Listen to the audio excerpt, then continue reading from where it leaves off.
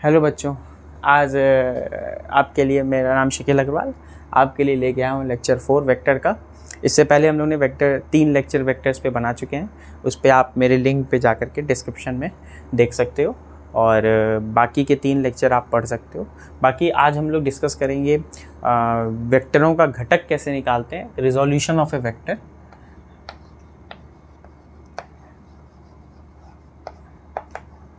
Resolution of a vector, वेक्टरों का घटक, इसको हिंदी में क्या कहते हैं? वेक्टरों का घटक, या इसको कहीं कहीं बोल देते हैं कंपोनेंट ऑफ ए वेक्टर्स। तो यानी हम लोग अब निकालना चाहते हैं कि कैसे वेक्टरों का कंपोनेंट निकालते हैं, क्या मतलब होता है कंपोनेंट का, ये हम लोग को समझना है। सपोज करिए हमारे पास एक वेक्टर ए है। सपोज करिए हमारे पास एक वेक्टर ए है, इसका हमें घटक निकालना है किसी x दिशा में या y दिशा में। तो इसका क्या मतलब है? इसका मतलब बच्चों ये है कि हम निकालना चाहते हैं a का कंपोनेंट, a का कंपोनेंट दो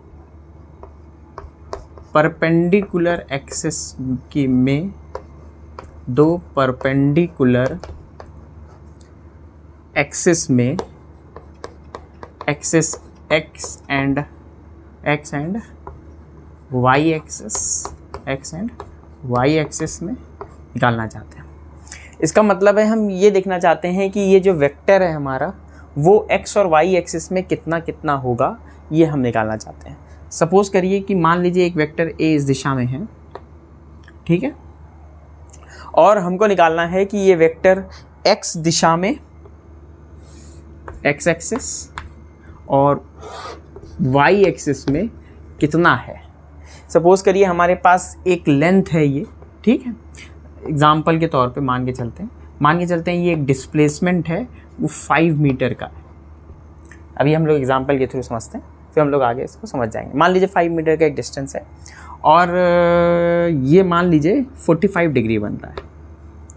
कितना डिग्री बन रहा है? 45 डिग्री। तो आपसे अगर कहा जाए कि इस 5 का x दिशा में कितना पार्ट है और y दिशा में कितना पार्ट है, तो इसका क्या मतलब निकालोगे? इसका मतलब O मान लो, A मान लो, इसको मान लो B, इसको मान लो C पॉइंट।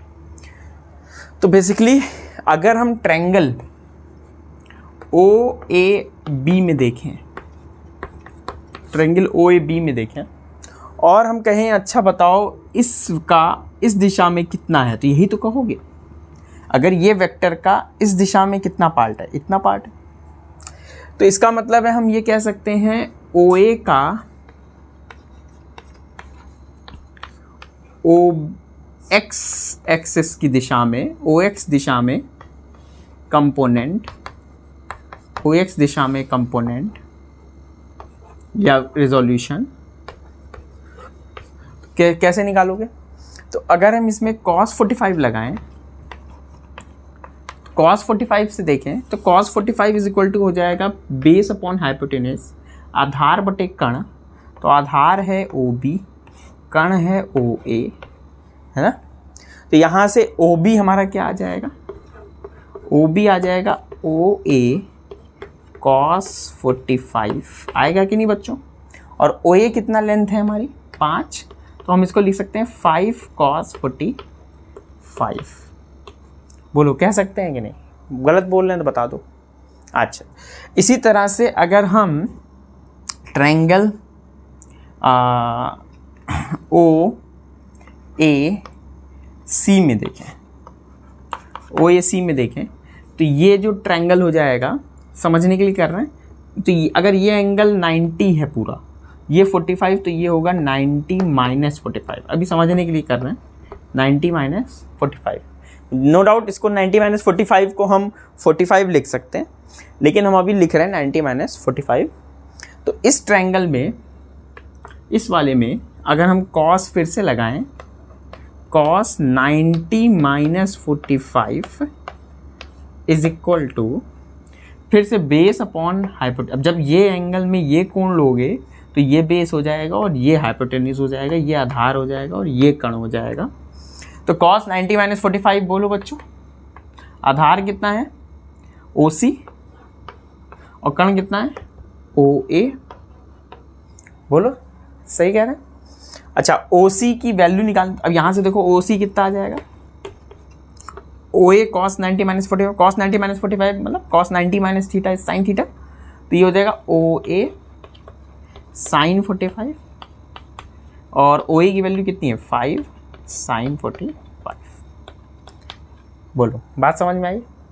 इसका मतलब है अगर हम इस 5 का x दिशा में देखेंगे तो 5 का वैल्यू x दिशा में है 5 cos 45 और इसी 5 का y दिशा में है 5 sin 45, है कि नहीं।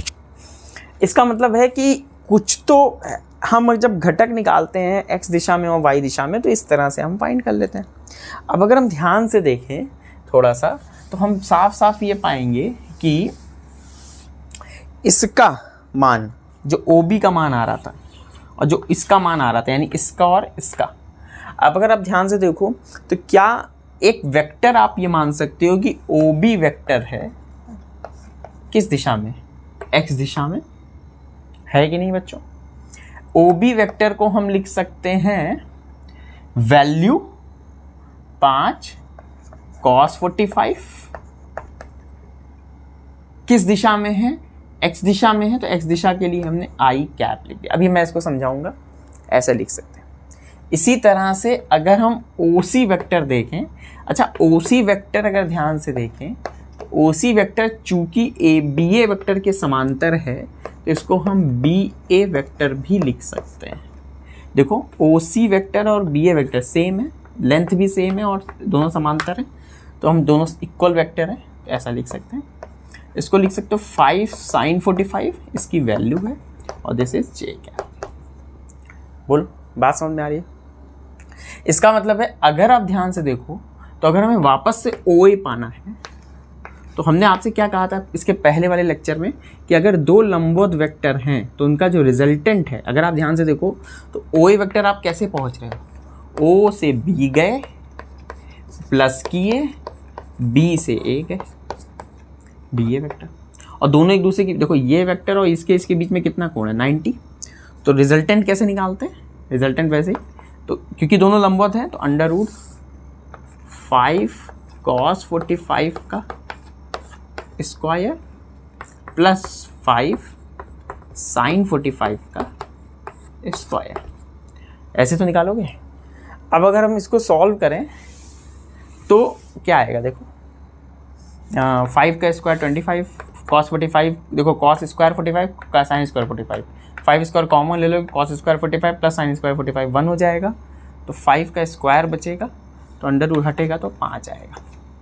तो अगर आप ध्यान से देखो कि अगर हम इस वेक्टर का इस दिशा में और इस दिशा में घटक निकाल रहे हैं, इस मतलब हम क्या कर रहे हैं एक्चुअल में हम इस वैल्यू, इसकी वैल्यू का x दिशा में कितना पार्ट है और y दिशा में कितना पार्ट है ये चीज़ निकाल रहे हैं। यही बात समझ में आ रही है बच्चों इस सवाल से।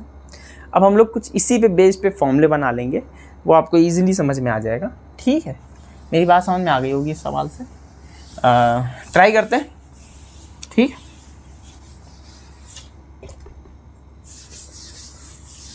देखो मानो कि एक x वेक्टर है, एक y वेक्टर है, एक x एक्सिस है, एक y एक्सिस है और एक वेक्टर a इस दिशा में है। a वेक्टर का मैग्नीट्यूड मान लो, a वेक्टर का मैग्नीट्यूड मान लो a है, क्या है स्मॉल a, मतलब इसकी जो लेंथ है वो a स्मॉल a है। और मान लिया कि a वेक्टर x एक्सिस से थीटा एंगल, थीटा डिग्री बनाता है। मैंने ये मान लिया, मैंने क्या मान लिया कि ये जो वेक्टर है वो x एक्सिस के साथ थीटा कोण बनाता है। सेम काम वही करेंगे, यहाँ से लेंथ डाल दो, O हो गया ये, है ना, इसको B मान लो, इसको C मान लो और यहाँ से इस पर लंब डाल दो, D मान लो। ठीक है, सेम वही काम। अब इस ट्रायंगल में देखोगे तो ट्रायंगल OBC ट्रायंगल OBC में cos theta is equal to OC upon OB vector, है ना, OC अपॉन OB वेक्टर, अगर वेक्टर फॉर्म में लिख रहे हो तो OC अपॉन OB। तो OC हमें निकालना है, तो OC हो जाएगा OB cos थीटा यानी A cos थीटा। अब ये मैग्नीट्यूड लिख रहे हैं तो ऐसे लिखते हैं, वेक्टर फॉर्म में नहीं लिख रहे, ठीक है। इसी तरह से अगर हम ट्रायंगल, अच्छा ये थीटा तो ये 90 माइनस थीटा, बोलो क्लियर है।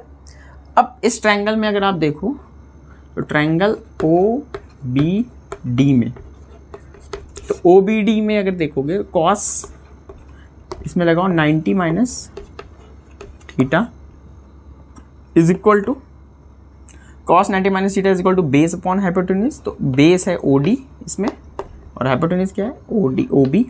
तो OD क्या आ जाएगा, OB कॉस 90 माइनस थीटा बराबर साइन थीटा, और OB की वैल्यू कितनी है A, तो A साइन थीटा, ठीक है। इसका मतलब है अगर हम किसी वेक्टर का उसके दो लंबवत घटकों में, दो लंबवत कंपोनेंट्स में रिजोल्यूशन करेंगे तो उस वेक्टर का उन दोनों लंबवत घटकों में उन दोनों परपेंडिकुलर कंपोनेंट्स जो होंगे वो एक होगा A cos थीटा और एक होगा A sin थीटा। यानी अगर हम ध्यान से देखें तो x दिशा में जो वेक्टर का मैग्नीट्यूड आ रहा है वो आ रहा है A cos थीटा। ये दिखने का तरीका है, x का मतलब x दिशा में वेक्टर A का मैग्नीट्यूड निकाल रहे हैं तो A cos थीटा। इसी तरह से इसको क्या लिख सकते हो, y दिशा में मैग्नीट्यूड क्या होगा A sin थीटा। बोलो एकदम क्लियर है, कोई कंफ्यूजन होना नहीं चाहिए, आगे बढ़े। चलो तो ये क्लियर है। अच्छा तो हम लोगों ने एक दो चीज़ सीख ली, हम लोगों ने सीख लिया कि कैसे किसी वेक्टर का कंपोनेंट्स निकालते हैं। अब आपको ज़्यादा दिमाग नहीं लगाना है, हम लोग आगे सवाल में भी ऐसे ही करेंगे। क्या सोचना है, देखो आपको बस ये सोचना है कि जैसे मैंने आपसे कहा कि कोई पार्टिकल है वो 5 मीटर पर सेकेंड से जा रहा है, कितने मीटर पर सेकेंड से, 5 मीटर पर सेकेंड से जा रहा है, और वो ईस्ट के साथ, और ये इधर मान लो वेस्ट नॉर्थ है ना, नॉर्थ डायरेक्शन है, ईस्ट के साथ 30 डिग्री पर है, 30 डिग्री पर है। तो बताओ वेलोसिटी का नॉर्थ डायरेक्शन में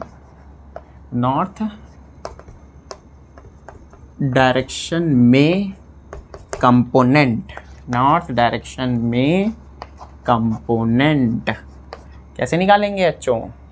मैंने आपसे क्या कहा, देखो याद कैसे करना है आपको, जैसे तुरंत निकालने के लिए, जब भी कोई वेक्टर का जैसे दो लंबवत घटकों में निकालना है ना, दो लंबवत कंपोनेंट है, ये दोनों एक दूसरे 90 डिग्री ईस्ट और नॉर्थ, तो इसका जिस दिशा के साथ कोण दिया है, जिस दिशा के साथ एंगल दिया है उसका कॉस ले लो और उसके लंबवत उसका साइन ले लो, बस यही याद करना है। मतलब अगर हम कहें आपसे नॉर्थ डायरेक्शन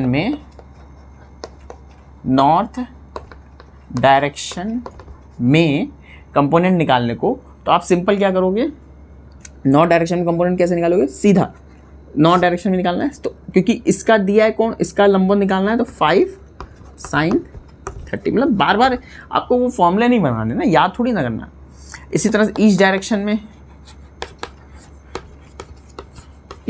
में कंपोनेंट 5 cos 30, सिंपल। मतलब जिस एंगल के साथ, जिस भी डायरेक्शन के साथ कोण दिया है उसका कॉस ले लो और उसके लंबवत उसका साइन ले लो, सिंपल। जैसे समझ में आ रहा है आपको। जैसे मान लो हम आपसे कहें, सिंपल मान लो हम कहें ये मान लो कि कहें कि ये है 10 न्यूटन का फोर्स लग रहा है और ये दिया एंगल 20 डिग्री, तो इस दिशा में और इसके लंबवत दिशा में, है ना। तो ये कोई भी दिशा हो सकती है, ये हमें नहीं पता, इसको x मान लो, इसको y मान लो। तो x दिशा में घटक क्या होगा कंपोनेंट का, fx 10, जिसके साथ कोण दिया है उसका 20, और fy दिशा में क्या होगा 10 sin 20। मेरी बात समझ में आ रही होगी, आगे हो ऐसे ही मान लो अगर दिया है मान लो कि इधर है फोर्स 10 न्यूटन का, ठीक है, और इस दिशा में दिया है 30 डिग्री, तो आपको इस दिशा में और इस दिशा में कंपोनेंट बताना है। तो इस दिशा में फोर्स क्या होगा, इसको कुछ भी मान लो, इसको y मान लो, इसको x मान लो, तो Fy बोलो क्या होगा। हमने आपसे कहा कि जिस दिशा के साथ कोण दिया उसका कॉस लेना है, बस यही दिमाग में रखना है आपको। तो 10 है, तो 10 का इसके साथ कोण दिया है, तो 10 cos 30, और तो उसके लंबवत क्या हो जाएगा 10 sin 30। कंपोनेंट निकालना है, समझ में आ रही मेरी बात। तो कंपोनेंट निकालने के लिए आपको कुछ नहीं करना है, जब भी कोई वेक्टर दिया होगा, वेलोसिटी हो, फोर्स हो, कुछ भी, उसका जिस दिशा के साथ कोण दिया है उसका कॉस करोगे और उसके लंबवत वाला उसका साइन करोगे। आई होप ये क्लियर होगा आपको एकदम। तो हम लोगों ने 2 फॉर्मूले देख लिए। क्या क्या देख लिया? एक तो फॉर्मूला देख लिया कि अगर किसी एक्स ए वेक्टर का एक्स दिशा में कंपोनेंट ले रहे हैं तो हो जाएगा वो ए कॉस थीटा। जनरली फॉर्मूला हम लोग ऐसे लिख देते हैं, लेकिन वो हमने आपको क्या याद कराया है? हमने आपको याद कराया कि जिस एंगल के साथ कोण दिया होगा, जिस डायरेक्शन के साथ, उसका कॉस ले लेना और उसके लंबवत वाला उसका साइन। फिलहाल के लिए अगर हम ऐसे समझें तो हमने क्या क्या निकाल लिया, एक्स वाई वेक्टर ए, तो इसका इस दिशा में कंपोनेंट है, मान लो ये लेंथ है ए एक्स, है ना, ये मैग्नीट्यूड है ऐसा, और ये लेंथ है ए वाई वेक्टर का मैग्नीट्यूड। तो हमारा जो अगर ये एंगल इसके साथ अगर थीटा कोण बना रहा है तो एक्चुअल में हम ए एक्स का मैग्नीट्यूड लिखेंगे ए वाई के ए का मैग्नीट्यूड का कॉस थीटा। बोलो ये बात समझ में आ रही है? हमने आपसे क्या कहा, इसका कॉस थीटा ये होगा ना। इसी तरह से अगर हम ये लिख रहे हैं तो ए वाई का magnitude is equal to A vector का साइन थीटा। बोले ये बात समझ में आ रही है? अच्छा, एक चीज़ और ध्यान रखनी है कि जब भी हम वेक्टर्स को लिखते हैं, वो क्योंकि वेक्टर में 2 चीज़ें होती हैं, मैग्नीट्यूड होती है और डायरेक्शन होती है। इसका मतलब है जैसे मान लो, सपोज करो कि हमने कहा एक वेक्टर ए है और इसका मैग्नीट्यूड है मान लो ए ऐसा, तो इसकी जो डायरेक्शन होगी, जैसे भाई अगर हम ऐसा तो नहीं लिख सकते ना कि A vector is equal to A vector, ऐसा नहीं कर सकते हम, क्योंकि ये वेक्टर है और ये उसका मैग्नीट्यूड है। इसका मतलब है इसमें 2 चीज़ें होनी चाहिए, एक तो मैग्नीट्यूड और उसके साथ में उसका डायरेक्शन। अब इसके साथ ऐसा क्या मल्टीप्लाई करें जिससे कि इस वेक्टर की वैल्यू ना बदले लेकिन वो डायरेक्शन शो करे, तो वो काम करता है हमारा यूनिट वेक्टर। क्योंकि यूनिट वेक्टर की खासियत होती है कि उसका खुद का जो मैग्नीट्यूड होगा वो क्या होगा, 1 होगा। इसका मतलब है कि अगर हम इस वेक्टर को दिखाने के लिए हम उसका मैग्नीट्यूड लिखेंगे, साथ में उसका यूनिट वेक्टर भी लिखेंगे।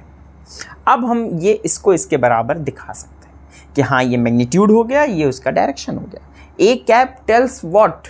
A cap tells us the direction of vector A, because the magnitude of unit vector A is 1.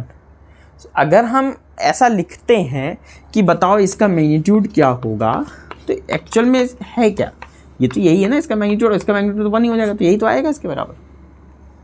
बोलो मेरी बात समझ में आ रही? इसका मतलब है अगर हम किसी वेक्टर को लिख रहे हैं तो उसके साथ उसका मैग्नीट्यूड और साथ में उसकी डायरेक्शन किससे दिखाते हैं, यूनिट वेक्टर से। क्लियर है? तो मिटा दें, क्लियर है ना? नोट कर लेना, ये सब छोड़ना नहीं चाहिए कुछ भी। चलो, तो अब हम लोग ने यहाँ पे क्या सीखा कि अगर हम कहें कि AX वेक्टर को दिखाना है तो यहाँ पे X डायरेक्शन में, किस डायरेक्शन में, X डायरेक्शन में यूनिट वेक्टर क्या है बताओ बच्चों? X डायरेक्शन में यूनिट वेक्टर क्या है? X डायरेक्शन में यूनिट वेक्टर क्या है? यूनिट वेक्टर है हमारा I कैप। इसी तरह से y डायरेक्शन में यूनिट वेक्टर क्या है, y डायरेक्शन में यूनिट वेक्टर क्या है, j कैप, है कि नहीं। तो अगर हम ax वेक्टर लिख रहे हैं x दिशा में कितना चला, तो हम क्या लिखेंगे, उसका मैग्नीट्यूड ax का ऐसा और साथ में उसकी direction I cap. I cap what, I cap tells the direction of, कि ये एक्स एक्सिस है। अगर हम आई कैप नहीं लिखेंगे तो हम ये नहीं समझ सकते कि वो एक्स एक्सिस में जा रहा है कि किस डायरेक्शन में जा रहा है। अब हम ax को लिख सकते हैं नो डाउट a वेक्टर का मैग्नीट्यूड का कॉस थीटा आई कैप, ऐसा लिख सकते हैं। इसी तरह से अगर हम ay लिख रहे हैं वेक्टर, तो क्या लिखेंगे, ay वेक्टर का मैग्नीट्यूड साथ में उसकी डायरेक्शन, ठीक है।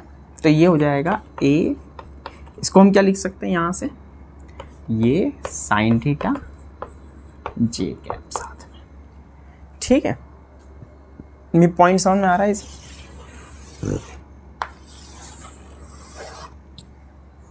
क्लियर है।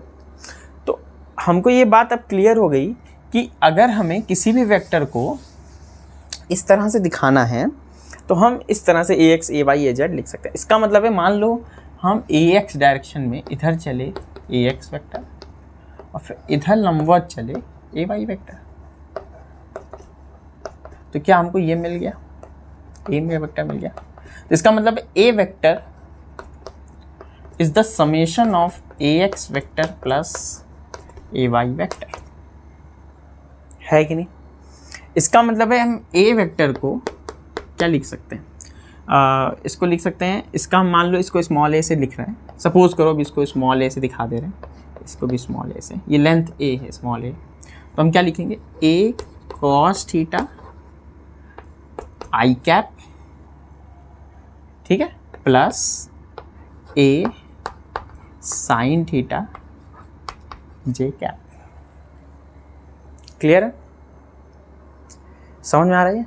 और हाँ, मैग्नीट्यूड ऑफ a परिमाण क्या होगा, magnitude of a vector, a vector का मैग्नीट्यूड कैसे लिखोगे, परिमाण कैसे निकालोगे।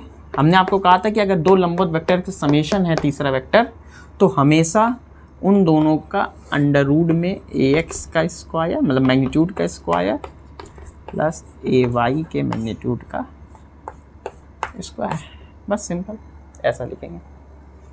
सब नोट करना है आपको, कुछ छोड़ना नहीं है। क्लियर है, आगे बढ़े। इसको हम लोग ऐसे भी समझ सकते हैं, जैसे मान लो बच्चों की ये एक वेक्टर है, तो ठीक है, तो जैसे मान लो कि ये हमारा x एक्सिस है और ये हमारा y एक्सिस है, ऐसे, ठीक है, इस तरह से मान सकते हो। तो ये हमारा x एक्सिस है और ये हमारा y एक्सिस है और इसमें कोई वेक्टर a इस दिशा में है ना। तो हम ax है क्या, ax है इसका, यहाँ से एक परपेंडिकुलर लेंथ डालो, तो ये हमारा ax है और ये हमारा ay है, ये x एक्सिस है और ये y एक्सिस है। अभी हम लोग देखेंगे 3 डायमेंशन जब फिगर होगा तो वहाँ पे ax, ay और az भी होगा, तो वहाँ पे az कुछ इस दिशा में आएगा, इस तरह से, ऐसे, है ना। ये x एक्सिस होगा, ये y एक्सिस होगा और ये उसके लंबवत z एक्सिस होगा। तब a वेक्टर कुछ इस दिशा में आएगा, तो वहाँ पे हम इसका कंपोनेंट ये और ये निकालेंगे, ठीक है। अभी के लिए आप बस इतना समझ लो कि इस तरह से हम लोग इसका कंपोनेंट फाइंड करेंगे, ठीक है। आगे बढ़े।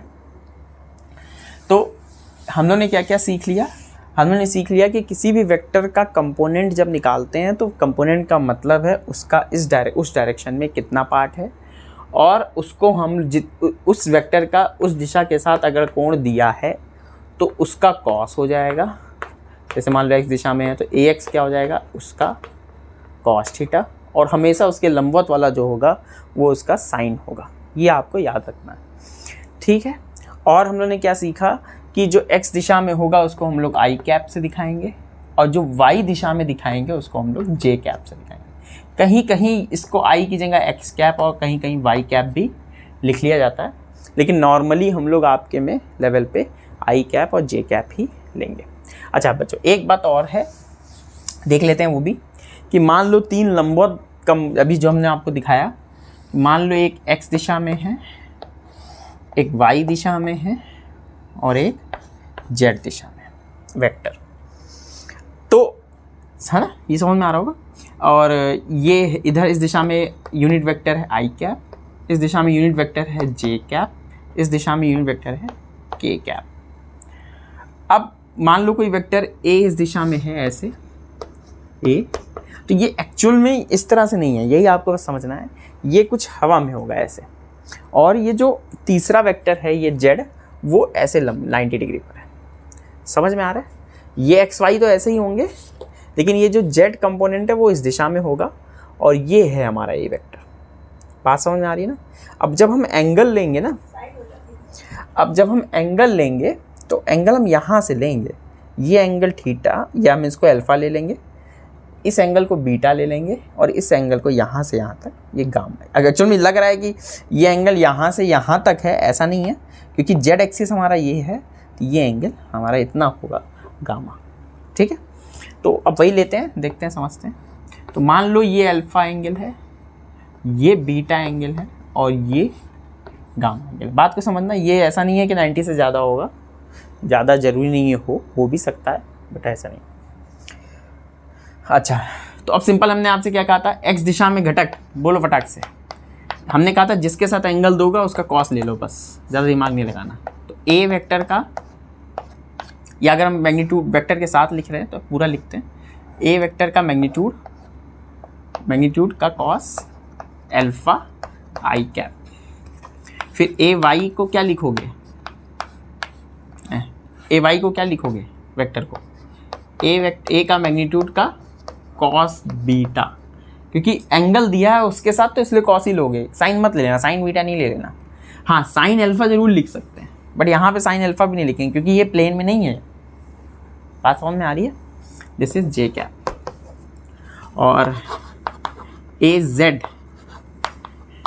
हो जाएगा ए वेक्टर का मैग्नीट्यूड का कॉस गामा के कैप, दैट इज दिस। अब अगर आप ध्यान से सोचो तो जैसे अगर हमें यहाँ पहुँचना है, ये यहाँ पे ऐसे है ना, तो अगर हमें यहाँ पहुँचना है, ठीक है, तो इसको अगर हम यहाँ से एक परपेंडिकुलर लेंथ डालते हैं, ध्यान समझना, आ जाएगा समझ में। तो यहाँ से एक परपेंडिकुलर लेंथ डालें तो ये परपेंडिकुलर लेंथ होगी, ठीक है, और फिर ये इस दिशा में लंबवत होगा, फिर इस दिशा में ये लंबवत होगा, ऐसे। तो अगर हमें यहाँ पहुँचना है तो हम AX चलेंगे, फिर AY चलेंगे, फिर AZ चलेंगे, तो हम इस पॉइंट पर पहुँच जाएंगे। मेरी बात को समझो कि मान लो हमें यहाँ पे पहुँचना है, तो पहले हम यहाँ पे पहुँचने के लिए कैसे पढ़ोगे, AX चलोगे, इसके लंबवत AX, फिर इसके लंबवत AY चलोगे, फिर इसके लंबवत AZ चलोगे, तो यहाँ पहुँच जाओगे कि नहीं। इसका मतलब है आपको अगर A वेक्टर को लिखना है तो AX vector plus AY vector plus AZ vector का समेशंस होगा। मेरी बात समझ में आ रही है अच्छे से? AX, AY and AZ point आ गया कि नहीं वहाँ पर? मान लो जैसे ये 3D फिगर है और ये एक फिगर यहाँ से निकला है और यहाँ पहुँचना है आपको, तो कैसे चलोगे, AX चला, फिर AY चला, फिर AZ चला, पहुँच गए कि नहीं उस पॉइंट पर। इसका मतलब है AX plus AY plus AZ and we get this. और AX, AY, AZ को क्या लिख सकते हो वेक्टर को, A का magnitude cos alpha I cap, A का magnitude cos beta J cap plus A का magnitude cos gamma z k cap, and that is this. Now we can write A vector as this form, summation of this plus this plus this, and all of that, the magnitude of a vector, you can write it as under root ax square plus ay square plus az square, मतलब इनका square plus इनका square plus इनका square is equal to ax square plus ay square plus az square. और जैसा कि हम जानते हैं, पहले भी देख चुके हैं, आई वेक्टर का मैग्नीट्यूड, जे कैप का मैग्नीट्यूड, के कैप का मैग्नीट्यूड इज इक्वल टू 1। तो हम लोग ने क्या क्या सीख लिया, एक बार मैं रफ कर देता हूँ फिर लिख देता हूँ, मिटा दूँ, नोट कर लो सब लोग अच्छे से, एक बार फिर से देख लेते हैं। तो हम लोगों ने सीखा क्या क्या, हम लोगों ने सीखा कि किसी भी वेक्टर का कंपोनेंट निकालना है तो उसका कॉस ले लो अगर 2 डायमेंशन में देख रहे हो, और ए वाई हो जाएगा उसका साइन, स्मॉल लिख लो, ए और ये सब 2 डायमेंशन है। जब हम प्लेन की बात करेंगे, जब हमारा वेक्टर प्लेन में होगा एक्स एंड वाई तब। और अगर हम लिख रहे हैं ए वेक्टर को तो अंडर रूट ए एक्स का स्क्वायर प्लस ए वाई का स्क्वायर, ऐसा। इसी तरह से अगर हम 3 डायमेंशन में देखेंगे फिगर को तो हम लिख सकते हैं ए एक्स को ए कॉस एल्फा, ए वाई को ए साइन एल्फा, ए कॉस बीटा, और ए जेड को ए कॉस गामा। और फिर अगर हम इसका टोटल लिखेंगे ए वेक्टर को तो हम कैसे लिखेंगे, अगर मैग्नीट्यूड निकालना चाहते हैं अंडर रूट ए एक्स स्क्वायर प्लस ए वाई स्क्वायर प्लस ए जेड स्क्वायर।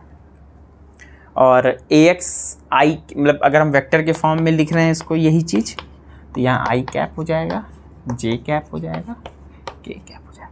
वैसे अगर यहाँ भी इसको हम वेक्टर फॉर्म में लिखेंगे तो ये आई कैप और ये जे कैप। क्लियर है बच्चों?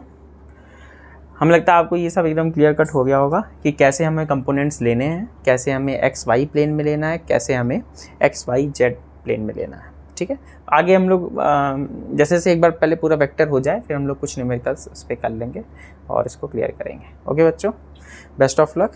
अगर अच्छा लगे तो चैनल को ज़रूर से ज़रूर सब्सक्राइब करिए और भी बच्चों को शेयर करिए ताकि और भी बच्चों को इसका फ़ायदा मिल सके। Okay, best of luck, bye.